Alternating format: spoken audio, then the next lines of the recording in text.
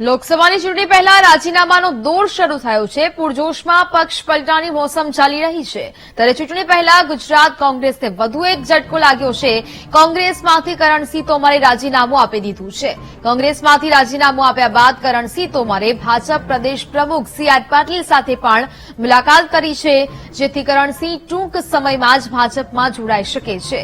મહત્વનું છે કે અન્ય ભાષા સેલના કરણસિંહ પ્રમુખ રહી ચૂક્યા છે। યુથ કોંગ્રેસમાં પણ લાંબા સમયથી સેવા આપી ચૂક્યા છે। કરણસિંહના રાજીનામાથી કોંગ્રેસને હિન્દી ભાષી મત પર અસર પડી શકે છે।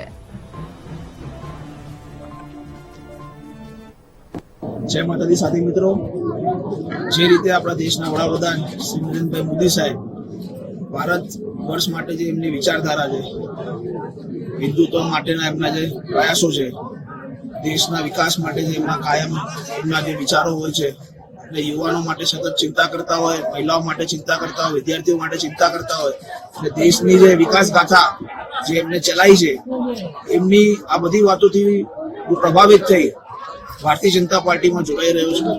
કોંગ્રેસના તમામ હોદ્દાઓ પરથી રાજીનામું આપી રહ્યો છું। આપણા ગુજરાતના માનનીય મુખ્યમંત્રી શ્રી ભૂપેન્દ્રભાઈ પટેલ સાહેબ, સી.આર. પાટીલ સાહેબ, ગૃહ મંત્રી હર્ષભાઈ સંઘવીની આગેવાનીમાં એમના સૂચના મુજબ જે રીતે કહેશે એ રીતે હું ભારતીય જનતા પાર્ટીમાં કાર્ય કરી અને દેશની આ વિકાસ યાત્રાની અંદર જોડાઈશ। સંવાદદાતા બલદેવ ફોન લાઈન પર જોડાયા છે। બલદેવ, કોંગ્રેસમાંથી કરણસિંહ તોમરે રાજીનામું આપ્યું, હવે ભાજપમાં જોડાવા જઈ રહ્યા છે, શું વિગત? જી, કોંગ્રેસમાં એક બાદ એક છે તે નેતાઓ છે તે પોતાના રાજીનામા આપી રહ્યા છે। હાલ એક સાથે તે તૂટે જેવી પરિસ્થિતિનું નિર્માણ થયું છે। જે કોંગ્રેસના વધુ એક નેતા જે કરણસિંહ તોમર છે તેને ગઈકાલે 24 તારીખે કોંગ્રેસમાંથી રાજીનામું આપ્યું છે। તે યુથ કોંગ્રેસમાં પણ ઘણા લાંબા સમયે સેવા આપી હતી। અન્ય ભાષા જે ભાષી મતદારો છે તેને કોંગ્રેસ પાસે સીધી જે અસર છે તે આ ઇલેક્શન જોવા મળશે, જેના કારણે જે યુવાઓ છે જે એમના જે ભાષી મતદારો છે તે બી જે છે તે ભાજપમાં જોડાય તેવી બી શક્યતાઓ છે। હાલ જે આગામી દિવસો જે ભાજપના જોડાઈ શકે તો